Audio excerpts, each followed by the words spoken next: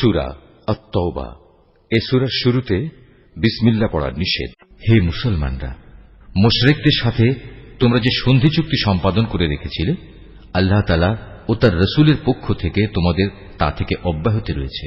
অতএব হে মুশরিকরা, তোমরা আরো 4 মাস পর্যন্ত এ পবিত্র ভূখণ্ডে চলাফেরা করে নাও এবং জেনে রেখো তোমরা কখনো আল্লাহ তাআলার ফয়সালা থেকে পালাতে পারবে না এবং আল্লাহ তাআলা অবশ্যই কাফেরদের অপমানিত করবেন। আজ মহান হজের এদিনে দুনিয়ার মানুষের প্রতি আল্লাহ তাআলা ও তার রাসূলের ঘোষণা এই যে আল্লাহ তাআলা মুশরিকদের সাথে চুক্তির বাধ্যবাধকতা থেকে মুক্ত এবং মুক্ত তার রাসূলও। হে মুশরিকরা, যদি তোমরা এখনো তওবা করো তাহলে তাই হবে তোমাদের জন্য কল্যাণকর, আর যদি তোমরা মুখ ফিরিয়ে নাও তাহলে জেনে রেখো আল্লাহ তাআলার ফয়সালা থেকে তোমরা কখনো পালাতে পারবে না। হে নবী, এরপরও যারা কুফরি করেছে তাদের তুমি এক কঠোর আযাবের সুসংবাদ দাও। তবে সেসব মুশরিকের কথা আলাদা যাদের সাথে তোমরা চুক্তি করেছ। তারা চুক্তি রক্ষার ব্যাপারে এতটুকুও ত্রুটি করেনি, না তারা কখনো তোমাদের বিরুদ্ধে অন্য কাউকে সাহায্য করেছে। তাদের চুক্তি তাদের মেয়াদ শেষ হওয়া পর্যন্ত অবশ্যই তোমরা মেনে চলবে। আসলেই যারা আল্লাহ তাআলাকে ভয় করে তাদের অবশ্যই তিনি ভালোবাসেন। অতঃপর যখন এ নিষিদ্ধ 4 মাস অতিবাহিত হয়ে যাবে, তখন মুশরিকদের যেখানে পাবে সেখানেই তোমরা হত্যা করবে, তাদের বন্দী করবে, তাদের অবরোধ করবে এবং তাদের ধরার জন্য তোমরা প্রতিটি ঘাঁটিতে ওঁত পেতে বসে থাকবে। তবে এর পরেও তারা যদি তওবা করে, দ্বীনের পথে ফিরে আসে এবং নামাজ প্রতিষ্ঠা করে, যাকাত আদায় করে, তাহলে তোমরা তাদের পথ ছেড়ে দাও। অবশ্যই আল্লাহ তাআলা ক্ষমাশীল ও বড় দয়াময়। আর মুশরিকদের মধ্যে থেকে যদি কোনো ব্যক্তি তোমার কাছে আশ্রয় চায়, তবে অবশ্যই তাকে তুমি আশ্রয় দেবে, যাতে করে তোমার আশ্রয় থেকে সে আল্লাহ তাআলার বাণী শুনতে পায়। অতঃপর তাকে তার কোনো নিরাপদ জায়গায় পৌঁছে দেবে। এটা এজন্যই যে এরা আসলেই এমন এক সম্প্রদায়ের লোক যারা কিছুই জানে না। আল্লাহ তাআলা ও তার রাসূলের সাথে মুশরিকদের এ চুক্তি কিভাবে বহাল থাকবে?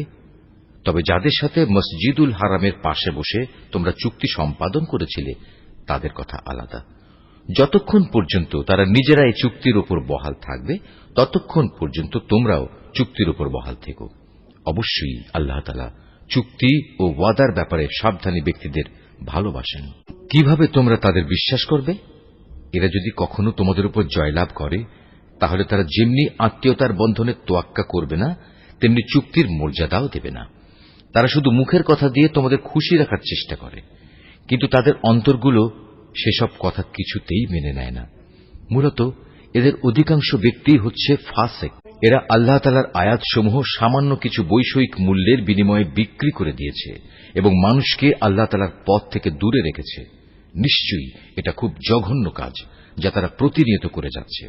কোন ঈমানদার লোকের ব্যাপারে এরা যেমন আত্মীয়তার ধার ধারে না, তেমনি কোন অঙ্গীকারের মর্যাদাও এরা রক্ষা করে না। মূলত এরা হচ্ছে সীমা লঙ্ঘনকারী। এ সত্ত্বেও যদি তারা তওবা করে, নামাজ প্রতিষ্ঠা করে, যাকাত আদায় করে, তাহলে তারা হবে তোমাদেরই দ্বীনী ভাই। আমি সেসব মানুষের কাছে আমার আয়াতসমূহ স্পষ্ট করে বর্ণনা করি যারা সত্য মিথ্যার তারতম্য বুঝতে পারে। তারা যদি তাদের প্রতিশ্রুতি দেওয়ার পরও তাদের সম্পাদিত চুক্তি ভঙ্গ করে এবং ক্রমাগত তোমাদের দ্বীন সম্পর্কে বিদ্রূপ করতে থাকে, তাহলে তোমরা কাফের সর্দারদের বিরুদ্ধে যুদ্ধ ঘোষণা করো, কেননা তাদের জন্য তখন আর কোন চুক্তি বহাল নেই। এর ফলে আশা করা যায় তারা তাদের মন্দ কাজগুলো থেকে বিরত থাকবে। তোমরা কি এমন একটি দলের বিরুদ্ধে যুদ্ধ করবে না যারা বারবার নিজেদের অঙ্গীকার ভঙ্গ করেছে, যারা আল্লাহ তাআলার রাসূলকে স্বদেশ থেকে বের করার সংকল্প করেছে এবং তারাই তো প্রথম তোমাদের উপর হামলা শুরু করেছে?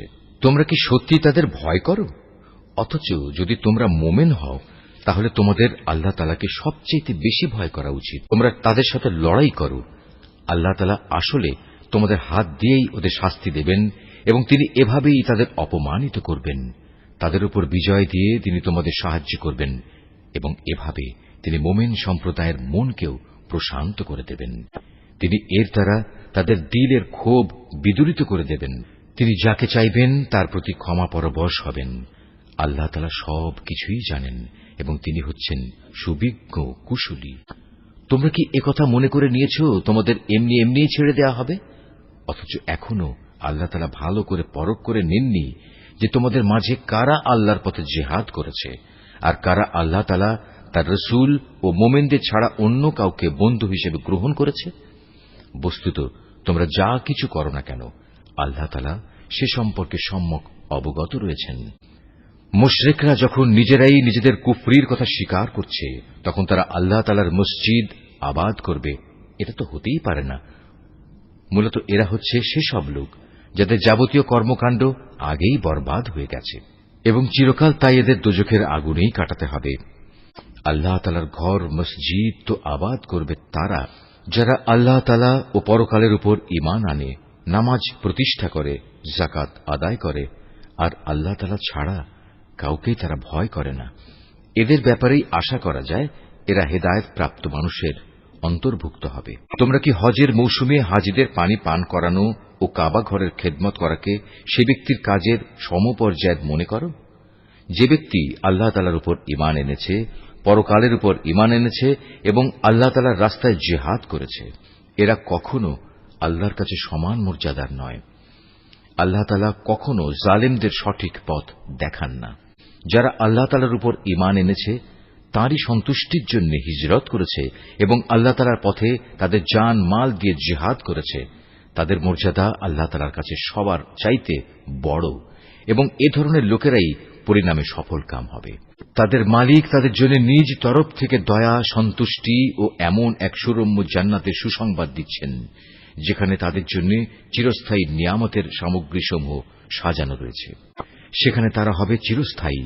নিশ্চয়ই আল্লাহ তাআলার কাছে মোমেনদের জন্য মহাপুরস্কার সংরক্ষিত রয়েছে। এই ঈমানদার ব্যক্তিরা, যদি তোমাদের পিতা ও ভাই কখনো ঈমানের উপর কুফরিকেই বেশি ভালোবাসে তাহলে তোমরা এমন লোকদের কখনো বন্ধুরূপে গ্রহণ করো না। তোমাদের মধ্যে যারা এ ধরনের লোকদের নিজেদের বন্ধু হিসেবে গ্রহণ করে তারা হচ্ছে সুস্পষ্ট জালেম। হে নবী, বলো, যদি তোমাদের পিতা, তোমাদের ভাই, তোমাদের পরিবার পরিজন ও তোমাদের অর্জিত ধন সম্পদ এবং ব্যবসা বাণিজ্য যা অচল হয়ে যাবে বলে তোমরা ভয় করো, তোমাদের বাড়িঘর সমূহ যা তোমরা একান্তভাবে কামনা করো, এগুলো যদি তোমরা আল্লাহ তাআলা, তার রাসূল ও তার পথে জিহাদ করার চাইতে বেশি ভালোবাসো তাহলে তোমরা আল্লাহ তাআলার পক্ষ থেকে তার আযাবের ঘোষণা আসা পর্যন্ত অপেক্ষা করো। জেনে রেখো, আল্লাহ তাআলা কখনো ফাসিক সম্প্রদায়কে হেদায়েত করেন না। আল্লাহ তাআলা তো বহু জায়গায় তোমাদের সাহায্য করেছেন। বিশেষ করে হুনাইনের দিনে যে সাহায্য করেছেন তা স্মরণ করো। সেদিন যখন তোমাদের সংখ্যাধিক্য তোমাদের উৎফুল্ল করে দিয়েছিল, অথচ সংখ্যার এই বিপুলতা তোমাদের সেদিন কোনোই কাজে আসেনি। জমিন তার বিশালতা সত্ত্বেও তোমাদের উপর সংকুচিত হয়ে পড়েছিল। অতঃপর তোমরা একসময় ময়দান ছেড়ে পৃষ্ঠ প্রদর্শন করে পালিয়েও গেলে। অতঃপর আল্লাহ তাআলা তার রাসূল ও ময়দানে অটল হয়ে থাকা মুমিনদের উপর তাঁর প্রশান্তি নাজিল করলেন। ময়দানে তিনি এমন এক লস্কর বাহিনী পাঠালেন যাদের সেদিন তোমরা দেখতে পাওনি এবং তাদের দিয়ে তিনি কাফেরদের এক চরম শাস্তি দিলেন। যারা আল্লাহকে অস্বীকার করে এ হচ্ছে তাদের যথাযথ পাওনা। এর পরেও আল্লাহ তাআলা যাকে ইচ্ছা তাকে ক্ষমা করে দেন। আল্লাহ তাআলা ক্ষমাশীল ও পরম দয়ালু। ও হে মানুষ, তোমরা যারা আল্লাহ তাআলার উপর ঈমান এনেছ, জেনে রেখো মুশরিকরা হচ্ছে চিন্তা ও আদর্শের দিক থেকে অপবিত্র। অতএব এ অপবিত্রতা নিয়ে তারা যেন এ বছরের পর আর কখনো এ পবিত্র মসজিদের কাছে না আসে। যদি তাদের না আসার কারণে তোমরা আশু দারিদ্র্যের আশঙ্কা করো তাহলে জেনে রেখো অচিরেই আল্লাহ তাআলা চাইলে নিজ অনুগ্রহ দিয়ে তোমাদের অভাব মুক্ত করে দিতে পারেন। অবশ্যই আল্লাহ তাআলা সর্বজ্ঞ ও কুশলী। যাদের প্রতি ইতিপূর্বে কিতাব অবতীর্ণ করা হয়েছে তাদের মধ্যে যারা আল্লাহ তাআলার উপর ঈমান আনে না, পরকালের উপর ঈমান আনে না, আল্লাহ তাআলা ও তার রাসূল যা কিছু হারাম করেছেন তা হারাম বলে স্বীকার করে না, সর্বোপরি সত্য দ্বীন ইসলামকে নিজেদের জীবন ব্যবস্থা হিসেবে গ্রহণ করে না, তাদের বিরুদ্ধে তোমরা লড়াই চালিয়ে যাও যে পর্যন্ত না তারা নত হয়ে স্বেচ্ছায় জিজিয়া কর দিতে শুরু করে। ইহুদিরা বলে উযায়ের আল্লাহর পুত্র, আবার খ্রিস্টানরা বলে মসীহ আল্লাহর পুত্র। আসলে এ সবই হচ্ছে তাদের মুখের কথা। তাদের আগে যারা আল্লাহ তাআলাকে অস্বীকার করেছে এরা তাদেরই অনুকরণ করছে মাত্র। আল্লাহ তাআলা এদের সবাইকে ধ্বংস করুন। তাকিয়ে দেখো এরা কিভাবে আজ দাঁড়ে দাঁড়ে ঠোকর খাচ্ছে। এই লোকেরা আল্লাহ তাআলাকে বাদ দিয়ে তাদের আলেম ও পীর দরবেশদের মাবুদ বানিয়ে নিয়েছে এবং মরিয়ম পুত্র মসিহকেও কেউ কেউ মাবুদ বানিয়ে রেখেছে। অথচ এদের এক আল্লাহ তাআলা ছাড়া অন্য কারোই বন্দেগী করতে আদেশ দেওয়া হয়নি। তিনি ছাড়া আর কোনো মাবুদ নেই। তারা যাদের আল্লাহর সাথে শরীক করে তিনি এসব কথাবার্তা থেকে অনেক পবিত্র। এ মূর্খ লোকেরা তাদের মুখের এক ফুৎকার দিয়ে আল্লাহর দ্বীনের মশাল নিভিয়ে দিতে চায়, কিন্তু আল্লাহ তাআলা তাঁর আলোর পূর্ণ বিকাশ ছাড়া অন্য কিছুই চান না, যদিও কাফেরদের কাছে এটা খুবই অপ্রীতিকর। তিনিই মহান আল্লাহ, যিনি তোমাদের কাছে সুস্পষ্ট হেদায়েত ও সঠিক জীবন বিধান সহকারে তার রাসূলকে পাঠিয়েছেন, যেন সে এই জীবন ব্যবস্থাকে দুনিয়ার সব কয়টি বিধানের উপর বিজয়ী করে দিতে পারে। মুশরিকরা এই বিজয়কে যত দুঃসহই মনে করুক না কেন, এই ঈমানদার লোকেরা আহলে কিতাবদের বহু পণ্ডিত ও ফকির দরবেশ এমন আছে যারা অন্যায়ভাবে সাধারণ মানুষের সম্পদ ভোগ করে। এরা আল্লাহর বান্দাদের আল্লাহর পথ থেকে ফিরিয়েও রাখে। এদের মাঝে যারাই সোনা রূপা পুঞ্জীভূত করে রাখে এবং কখনো তা আল্লাহর পথে ব্যয় করে না, তুমি তাদের কঠিন পীড়াদায়ক আযাবের সুসংবাদ দাও। এমন একদিন আসবে যেদিন পুঞ্জীভূত সোনা রূপা জাহান্নামের আগুনে উত্তপ্ত করা হবে।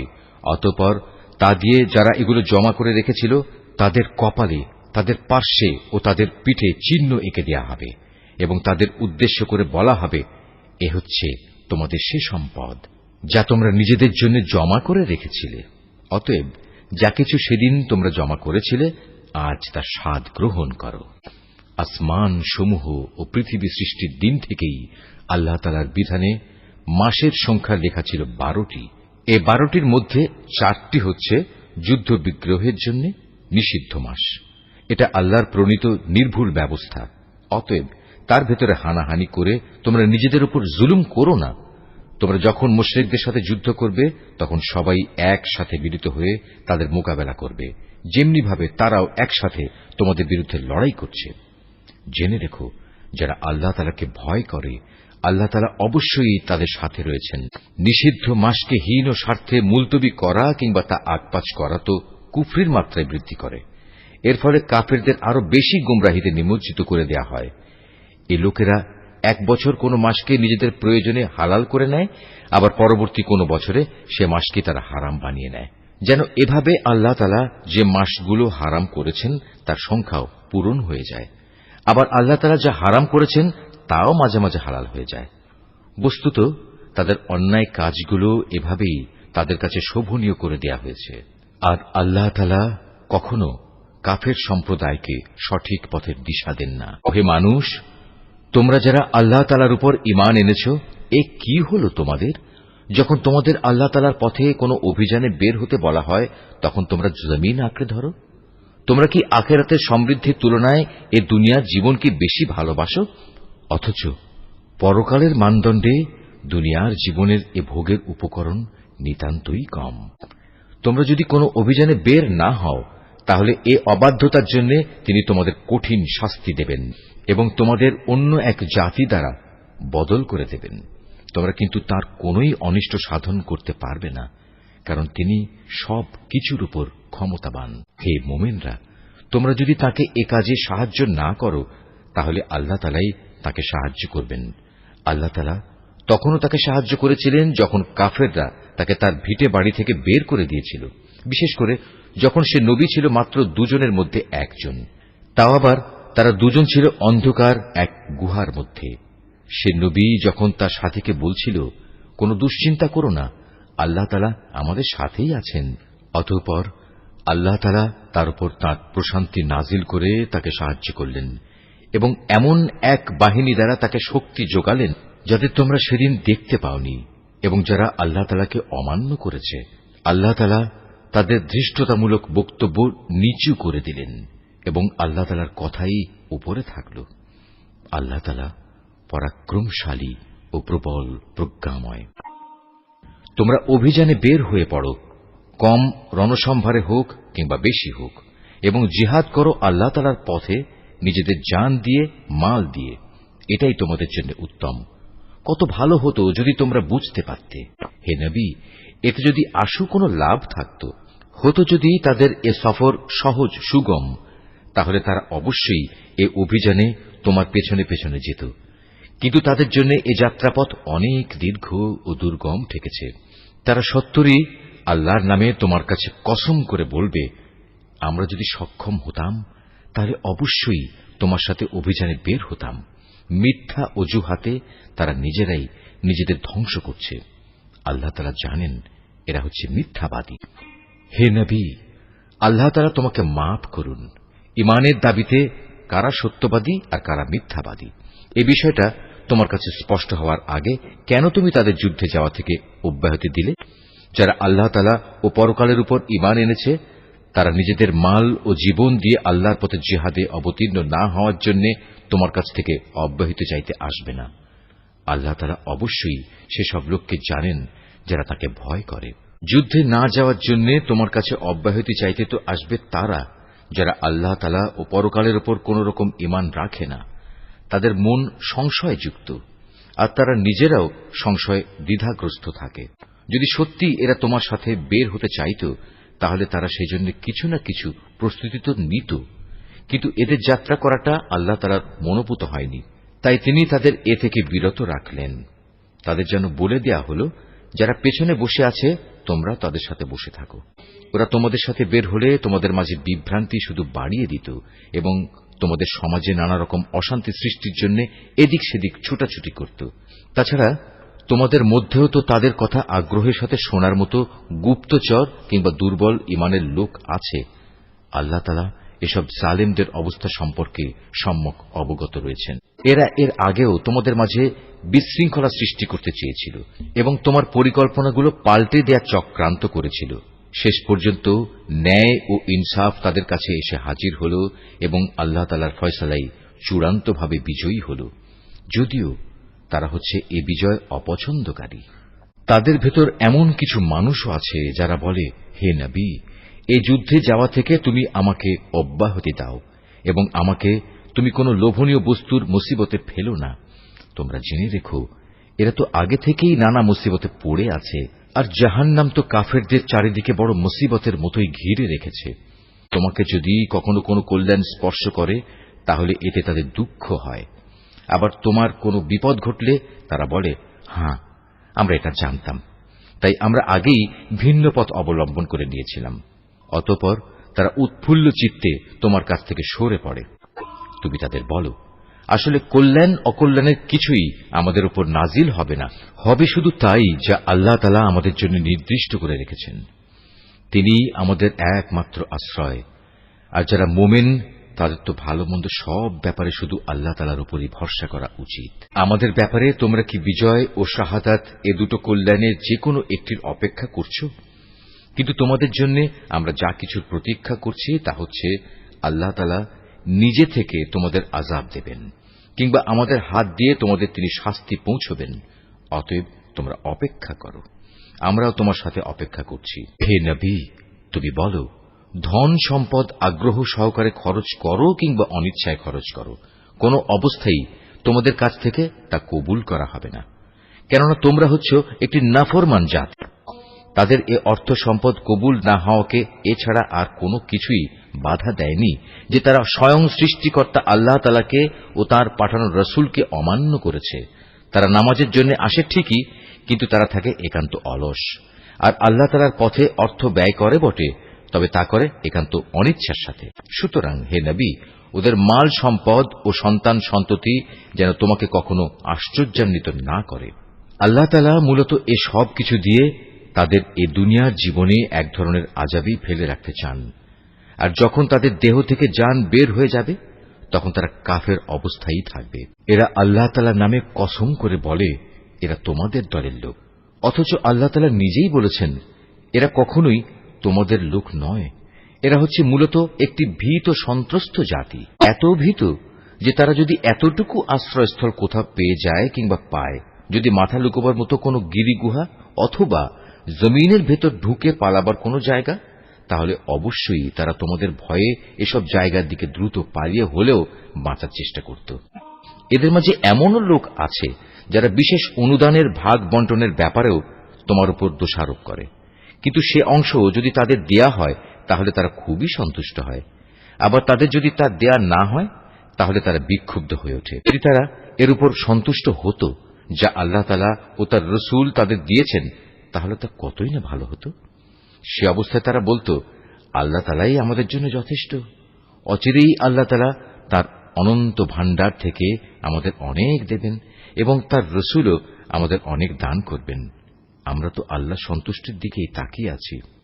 এসব সাদাকা যাকাতের অর্থ হচ্ছে ফকির মিসকিনদের জন্য, এ ব্যবস্থার আওতাধীন কর্মচারীদের জন্য, যাদের অন্তঃকরণ দ্বীনের প্রতি অনুরাগী করা প্রয়োজন তাদের জন্য, কোন ব্যক্তিকে গোলামির বন্ধন থেকে আজাদ করার জন্য, ঋণগ্রস্ত ব্যক্তির ঋণ মুক্তির জন্য, আল্লাহ তাআলার পথে সংগ্রামী ও মুসাফিরদের জন্য এ সাদকার অর্থ ব্যয় করতে হবে।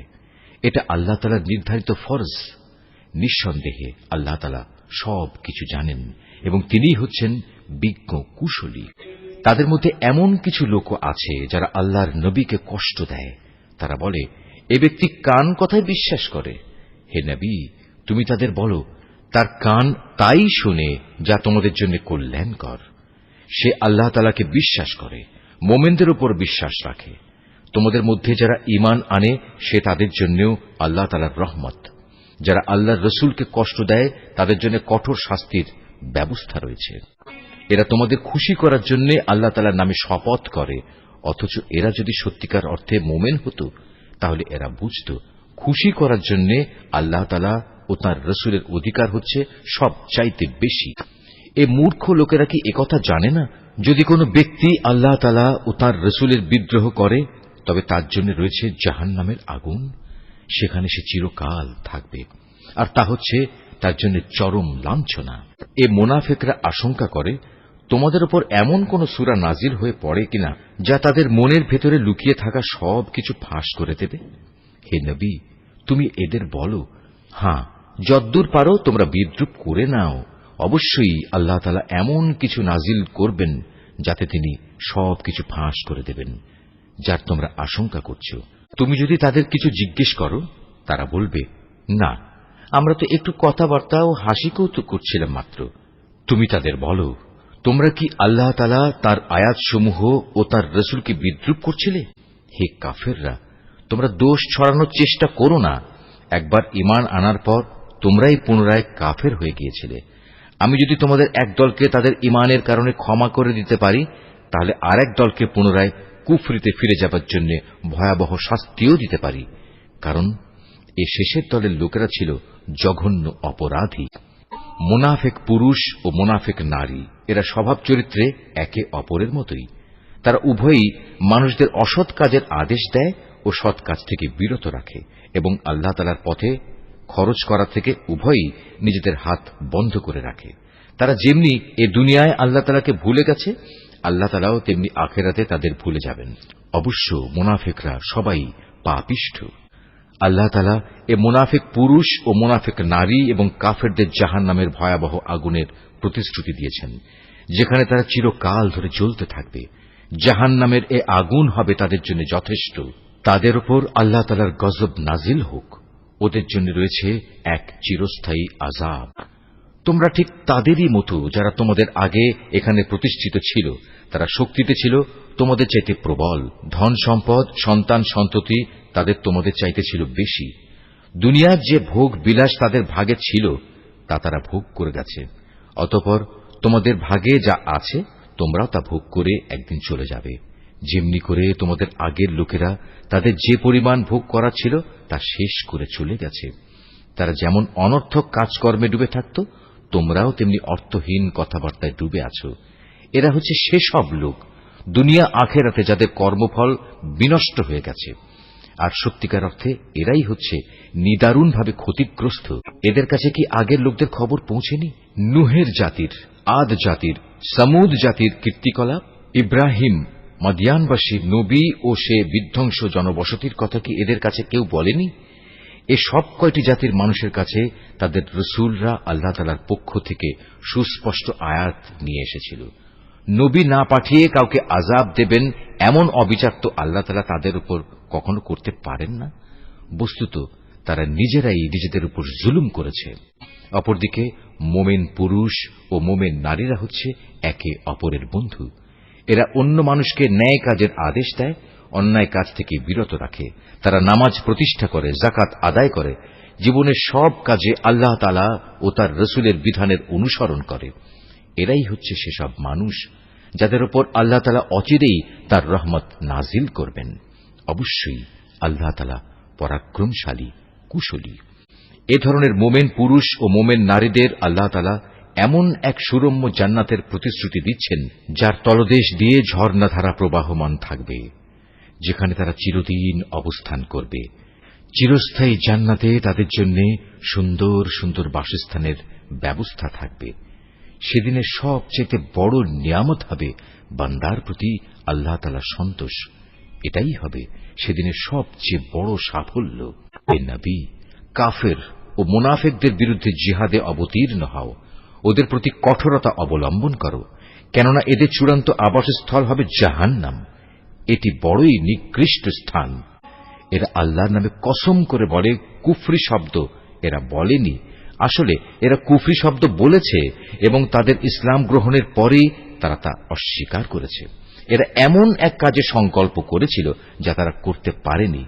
এর পরেও তাদের প্রতিশোধ নেয়ার এছাড়া আর কি কারণ থাকতে পারে? আল্লাহ তাআলা ও তার রাসূল নিজ অনুগ্রহ দিয়ে তাদের ধনশালী করে দিয়েছিলেন। এখনো যদি এ লোকেরা আল্লাহ তাআলার কাছে তওবা করে, তাহলে এটা তাদের জন্যই ভালো হবে। আর যদি তারা সত্য থেকে মুখ ফিরিয়ে নেয়, তাহলে আল্লাহ তাআলা দুনিয়া আখিরাত উভয় স্থানেই তাদের কঠিন আযাব দেবেন এবং উপরন্তু এ জমিনে তারা কখনো কোনো বন্ধু কিংবা সাহায্যকারী পাবে না। ওদের মধ্যে এমন কিছু লোকও আছে যারা আল্লাহর সাথে ওয়াদা করেছিল, যদি আল্লাহ তাআলা নিজ অনুগ্রহে আমাদের সম্পদ দান করেন, তাহলে আমরা অবশ্যই তার একাংশ আল্লাহর পথে দান করব এবং সত্যি আমরা নেক লোকদের অন্তর্ভুক্ত হয়ে যাব। অতঃপর যখন আল্লাহ তাআলা নিজ অনুগ্রহের ভাণ্ডার থেকে তাদের ধন সম্পদ দান করলেন, তখন তারা দানের বদলে কার্পণ্য করতে শুরু করল এবং আল্লাহ তাআলাকে দেয়া ওয়াদা থেকে তারা গোঁড়ামির সাথেই ফিরে এল। অতঃপর আল্লাহ তাআলা তাদের অন্তরে মুনাফিকি বদ্ধমূল করে দিলেন সেদিন পর্যন্ত যেদিন তারা আল্লাহ তাআলার সাথে সাক্ষাৎ করবে। এটা এ কারণে, এরা আল্লাহ তাআলার কাছে যে ওয়াদা করেছিল তা ভঙ্গ করেছে। আসলেই এরা ছিল ভয়ানক মিথ্যাবাদী। এই লোকেরা কি একথা জানত না? তাদের সব গোপন কথা ও সব সলা পরামর্শ সম্পর্কে আল্লাহ তাআলা জানেন এবং যা কিছু অদৃশ্য অদেখা আল্লাহ তাআলা সে সম্পর্কেও বিশেষভাবে অবহিত। আল্লাহ তাআলা তাদের ব্যাপারেও সম্যক অবগত আছেন, যারা সেসব ঈমানদার ব্যক্তিদের দোষারোপ করে, যারা আন্তরিক নিষ্ঠা ও আগ্রহের সাথে আল্লাহ তাআলার পথে দান করে এবং যারা দান করার মতো নিজেদের পরিশ্রম লব্ধ সামান্য কিছু সম্পদ ছাড়া কিছুই পায় না। এ সব মুমিনের সাথে মুনাফিকদের এ দলের লোকেরা হাসি ঠাট্টা করে। এই বিদ্রূপকারীদের স্বয়ং আল্লাহ তাআলাও বিদ্রূপ করতে থাকেন। পরকালে তাদের জন্য রয়েছে কঠিন আযাব। নবী, এমন লোকদের জন্য তুমি আল্লাহ তাআলার কাছে ক্ষমা প্রার্থনা করো আর না করো, দুটোই সমান। তুমি যদি ৭০ বারও তাদের জন্য আল্লাহর কাছে মাপ চাও, আল্লাহ তাআলা কখনো তাদের মাপ করবেন না, কেননা এরা জেনে বুঝে আল্লাহ তাআলা ও তার রাসূলকে অস্বীকার করেছে। আসলে আল্লাহ তাআলা কখনো নাফরমান লোকদের হেদায়েত করেন না। যারা তাবুকের যুদ্ধে না গিয়ে পেছনে পড়ে থাকল, তারা এভাবে রাসূলের ইচ্ছার বিরুদ্ধে নিজেদের ঘরে বসে থাকতে পেরে খুব খুশি হয়ে গেল। মূলত তারা তাদের জান মাল দিয়ে আল্লাহর পথে জিহাদ করাটা পছন্দ করল না, বরং বলল, এ ভীষণ গরমে তোমরা বাইরে যেও না। হে নবী, তুমি তাদের বলো, জাহান্নামের আগুন তো এর চাইতেও বেশি গরম। কত ভালো হতো এ লোকগুলো যদি একথাটা বুঝতে পারত। অতএব এ দুনিয়ায় তাদের কম হাসা উচিত, অন্যথায় কিয়ামতের দিন তাদের বেশি কাঁদতে হবে। তারা যা গুনাহ এখানে অর্জন করেছে তাই হবে তাদের সেদিনের যথার্থ বিনিময়। যদি আল্লাহ তাআলা এ অভিযানের পর তোমাকে এদের কোনো একটি দলের কাছে ফেরত নিয়ে আসেন এবং তারা যদি তোমার কাছে পুনরায় কোনো যুদ্ধে যাবার অনুমতি চায়, তাহলে তুমি বলো, না, কখনো তোমরা আমার সাথে আর কোনো অভিযানে বের হবে না। তোমরা আমার সাথী হয়ে আর কখনো শত্রুর সাথে লড়বে না, কেননা তোমরা আগের বার যুদ্ধের বদলে পেছনে বসে থাকা পছন্দ করেছিলে। আর যাও, যারা পেছনে পড়ে আছে তাদের সাথে তোমরাও গিয়ে বসে থাকো। ওদের মধ্যে কোনো লোকের মৃত্যু হলে তুমি কখনো তার জানাজা নামাজ পড়ো না। কখনো তার কবরের পাশে তুমি দাঁড়িও না, কেননা এই ব্যক্তিরা আল্লাহ তাআলা ও তার রাসূলের সাথে কুফরি করেছে। এরা নাফরমান অবস্থায় মরেছে। ওদের ধন সম্পদ ও সন্তান সন্ততি যেন তোমাদের কখনো বিমুগ্ধ করতে না পারে। মূলত আল্লাহ তাআলা এই সব কিছু দিয়ে তাদের দুনিয়ার জীবনে নানা ধরনের শাস্তি দিতে চান এবং তাদের প্রাণবায়ু একদিন এমন এক অবস্থায় বের হবে যখন তারা পুরোপুরি কাফের থাকবে। যখনই এমন ধরনের কোন সূরা নাজিল হয় যাতে বলা হয় তোমরা আল্লাহর উপর ঈমান আনো এবং তার রাসূলের সাথে মিলে কাফেরদের বিরুদ্ধে জিহাদ করো, তখনই তাদের বিত্তশালী ব্যক্তিরা তোমার কাছে এসে যুদ্ধে না যাওয়ার জন্য অব্যাহতি চায় এবং তারা বলে, হে নবী, আমাদের রেহাই দাও, যারা ঘরে বসে আছে তাদের সাথে আমাদেরও বসে থাকতে দাও। তারা মূলত ঘরে বসে থাকা লোকদের সাথে অবস্থান করাই পছন্দ করে নিয়েছে।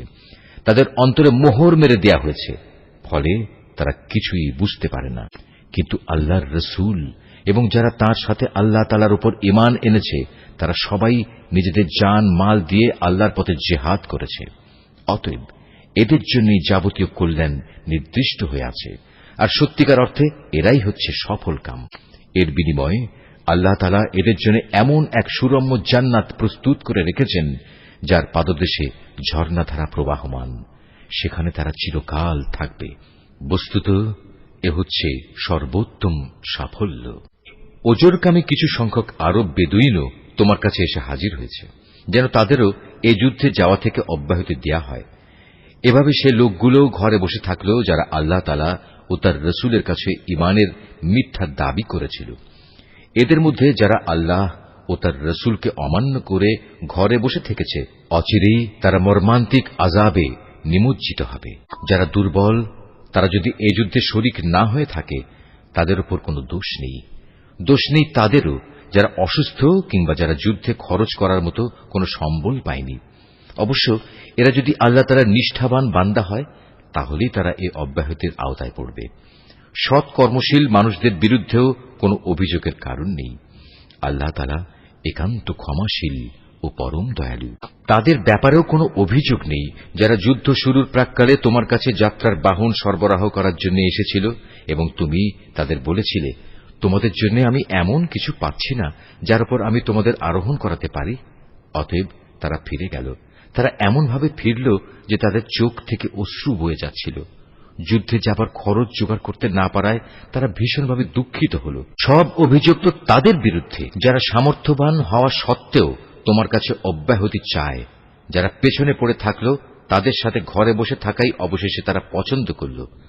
আল্লাহ তাআলা তাদের অন্তরে মোহর মেরে দিয়েছেন। এ কারণেই তারা তা জানতে পারছে না কোনটা তাদের জন্য ভালো। যুদ্ধ শেষে তোমরা যখন তাদের কাছে ফিরে আসবে তখন এরা তোমাদের কাছে ওজর পেশ করবে। তুমি তাদের বলো, আজ তোমরা কোন রকম ওজর আপত্তি পেশ করো না, আমরা আর কখনো তোমাদের বিশ্বাস করব না। আল্লাহ তাআলা ইতিমধ্যেই তোমাদের অন্তরের সব কথা আমাদের বলে দিয়েছেন। এখন থেকে আল্লাহ তাআলা ও তাঁর রাসূলই তোমাদের কার্যকলাপ দেখবেন। অতঃপর তোমাদের সে মহান সত্তার কাছেই ফিরে যেতে হবে, যিনি যেমন জানেন তোমাদের গোপন করে রাখা সবকিছু, তেমনি জানেন প্রকাশ্য বিষয়সমূহ। অতঃপর তিনি সে আলোকে তোমাদের বলে দেবেন দুনিয়ার জীবনে তোমরা কি কাজ করছিলে।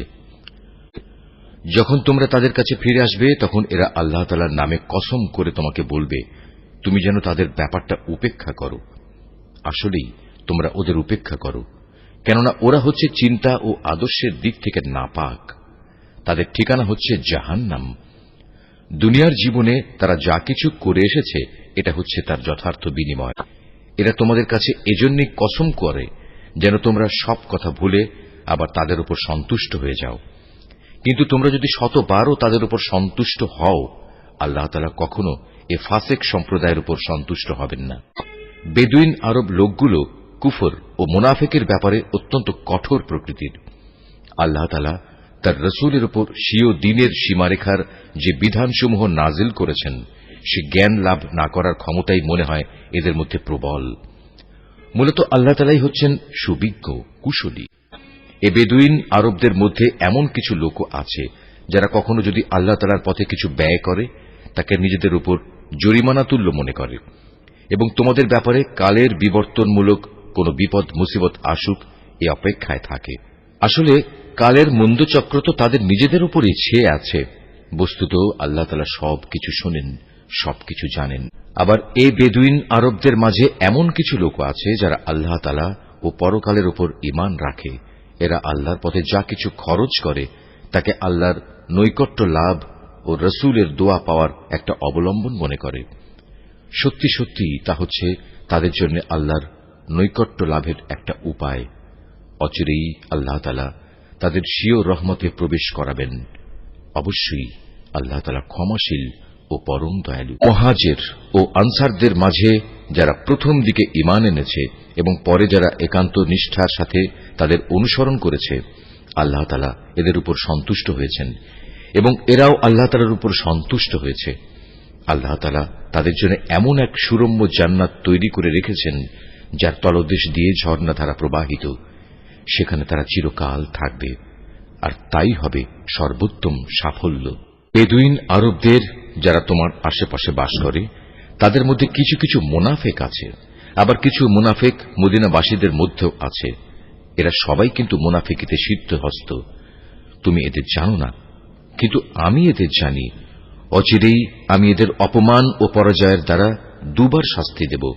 অতঃপর ধীরে ধীরে এদের সবাইকে এক বড় আযাবের দিকে ফিরিয়ে দেয়া হবে।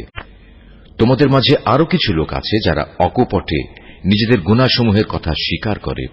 শয়তানের ফেরেবে তারা তাদের নেক কাজকে গুনাহের কাজের সাথে মিশিয়ে ফেলেছে। আশা করা যায় আল্লাহ তাআলা তাদের উপর ক্ষমা পরবশ হবেন। অবশ্যই আল্লাহ তাআলা ক্ষমাশীল ও পরম দয়ালু। তুমি তাদের ধন সম্পদ থেকে যাকাত ও সাদকা গ্রহণ করো। সাদকা তাদের পাক সাফ করে দেবে, তা দিয়ে তাদের পরিশোধিত করে দেবে। তুমি তাদের জন্য দোয়া করবে, কেননা তোমার দোয়া তাদের জন্য হবে পরম সান্ত্বনা। আল্লাহ তাআলা সবকিছু শোনেন এবং সবকিছু জানেন। তারা কি এ কথাটা জানে না আল্লাহ তাআলা তাঁর বান্দাদের তওবা কবুল করেন এবং তিনি যাকাত ও সাদকা গ্রহণ করেন? নিশ্চয়ই আল্লাহ তাআলা হচ্ছেন তওবা গ্রহণকারী ও পরম দয়ালু। হে নবী, এদের তুমি বলো, তোমরা ভালো কাজ করো। আল্লাহ তাআলা, তার রসুল ও মুমিনরা তোমাদের ভবিষ্যৎ কর্মকাণ্ড পর্যবেক্ষণ করবেন। অতঃপর মৃত্যুর পর তোমাদের সবাইকে এমন এক সত্তার দিকে ফিরিয়ে দেয়া হবে যিনি দেখা অদেখা সবকিছু সম্পর্কেই সম্যক অবগত। সেদিন তিনি তোমাদের বলে দেবেন, তোমরা দুনিয়ার জীবনে কোন ধরনের কাজ করছিলে। তোমাদের মাঝে আরো একটি দল রয়েছে যাদের ব্যাপারে এখনো আল্লাহ তাআলার সিদ্ধান্তের আশা করা হচ্ছে। আল্লাহ তাআলা তাদের হয় শাস্তি দেবেন, না হয় তিনি তাদের তওবা কবুল করবেন। বস্তুত আল্লাহ তাআলা হচ্ছেন সুবিজ্ঞ, কুশলী। মুনাফিকদের মধ্যে এমন লোক আছে যারা তোমাদের ক্ষতি সাধন করার জন্য মসজিদে জেরার বানিয়েছে। এর একমাত্র উদ্দেশ্য হচ্ছে আল্লাহ তাআলার বিরোধিতা করা, মুসলমানদের মধ্যে অনৈক্য সৃষ্টি করা।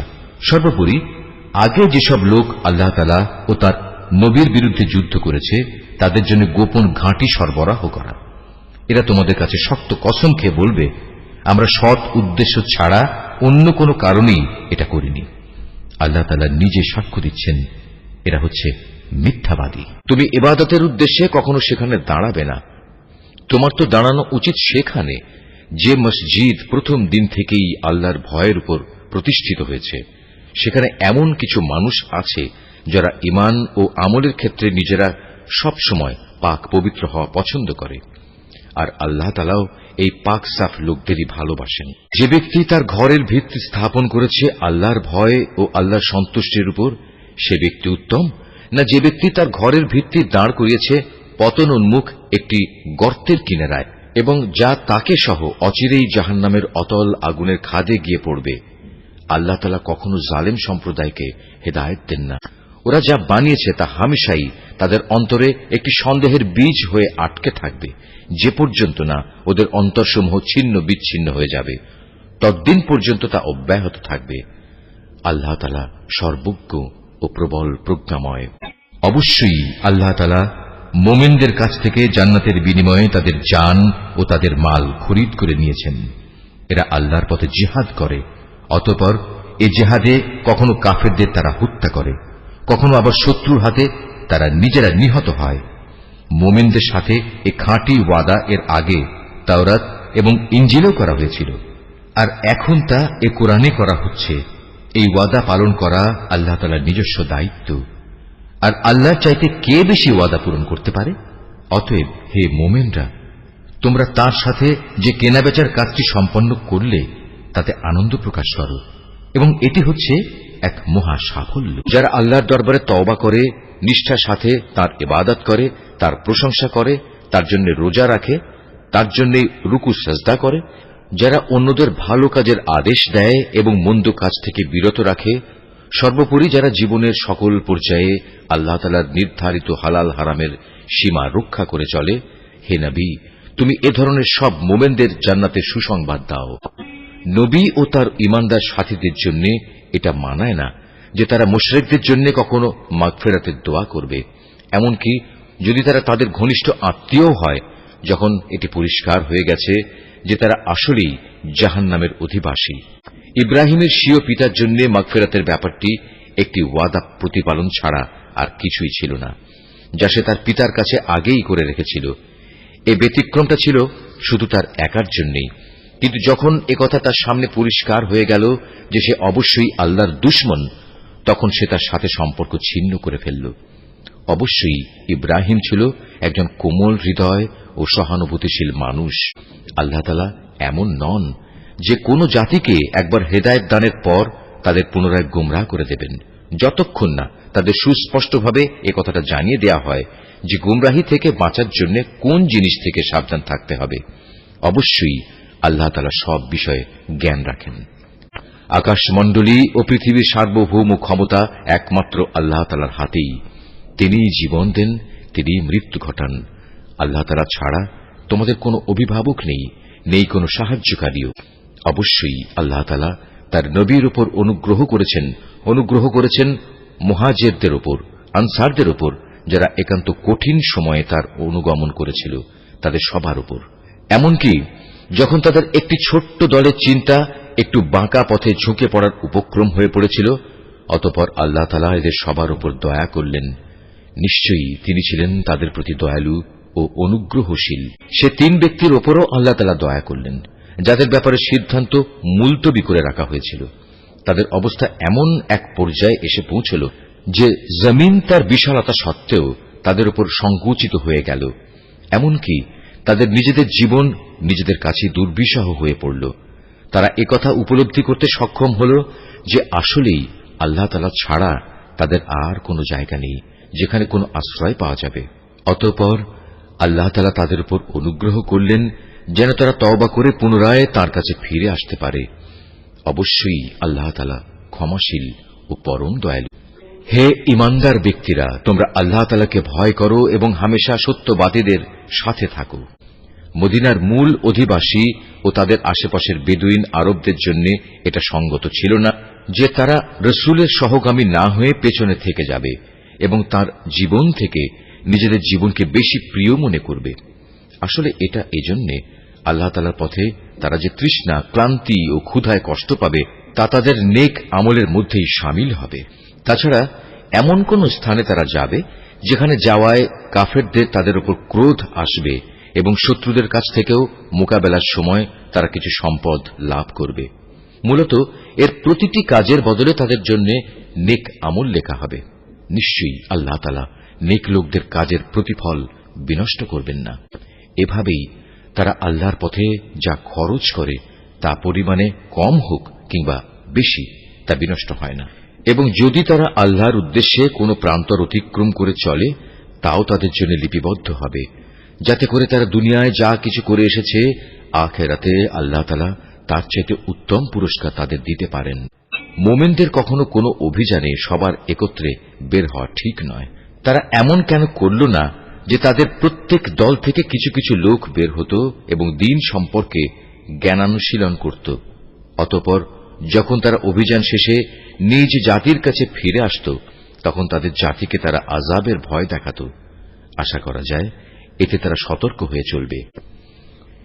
হে ঈমানদার লোকেরা, কাফেরদের মধ্যে যারা তোমাদের সীমান্তের কাছাকাছি রয়েছে তাদের বিরুদ্ধে জিহাদ করো। এমনভাবে জিহাদ করবে যেন তারা তোমাদের মধ্যে কঠোরতা দেখতে পায়। জেনে রেখো, আল্লাহ তাআলা হামেশাই মুত্তাকি লোকদের সাথে রয়েছেন। যখন কোন নতুন সূরা নাজিল হয় তখন এদের কিছু লোক এসে বিদ্রূপের ভাষায় জিজ্ঞেস করে, এ সূরা তোমাদের কার কার ঈমান বৃদ্ধি করেছে? তোমরা বলো, হ্যাঁ, যারা সত্যি আল্লাহর উপর ঈমান এনেছে এ সূরা অবশ্যই তাদের ঈমান বৃদ্ধি করেছে এবং এর ফলে তারা আনন্দিতও হয়েছে। আর যাদের অন্তরে ব্যাধি রয়েছে এ সূরা তাদের মধ্যে আগের জমে থাকা নাপাকির সাথে আরো কিছু নতুন নাপাকি যুক্ত করে তা বাড়িয়ে দিয়েছে এবং তারা এ নাপাক ও কাফের অবস্থায় মারা যাবে। তারা কি দেখতে পায় না প্রতি বছর তাদের কিভাবে বিভিন্ন পরীক্ষায় ফেলে একবার কিংবা দুবার বিপর্যস্ত করা হচ্ছে? এর পরেও তারা তওবা করে না এবং বিপর্যয় থেকে তারা কোনো শিক্ষাও গ্রহণ করে না। আর যখনই কোনো নতুন সূরা নাজিল হয় তখন তারা পরস্পর চোখ চাওয়াচাওয়ি করে এবং ইশারায় একে অপরকে জিজ্ঞাসা করে, কেউ কি তোমাদের দেখতে পাচ্ছে? অতঃপর তারা হেদায়েত থেকে ফিরে যায়। আর আল্লাহ তাআলা তাদের অন্তরকে এভাবেই সত্য থেকে ফিরিয়ে দিয়েছেন, কেননা এরা হচ্ছে এমন সম্প্রদায়ের লোক যারা কিছু অনুধাবন করে না। হে মানুষ, তোমাদের কাছে তোমাদেরই মধ্যে থেকে এক রসূল এসেছে, তোমাদের কোন রকম কষ্ট ভোগ তার কাছে দুঃসহ, সে তোমাদের একান্ত কল্যাণকামী। ঈমানদারদের প্রতি সে হচ্ছে স্নেহপরায়ণ ও পরম দয়ালু। এর পরেও যদি এরা এমন কল্যাণকামী একজন রসূলের কাছ থেকে মুখ ফিরিয়ে নেয় তাহলে তুমি তাদের খোলাখুলি বলে দাও, আল্লাহ তাআলাই আমার জন্য যথেষ্ট, তিনি ছাড়া আর কোনো মাবুদ নেই। সমস্যায় সংকটে আমি তাঁর উপরে ভরসা করি এবং তিনিই হচ্ছেন মহান আরশের একচ্ছত্র অধিপতি।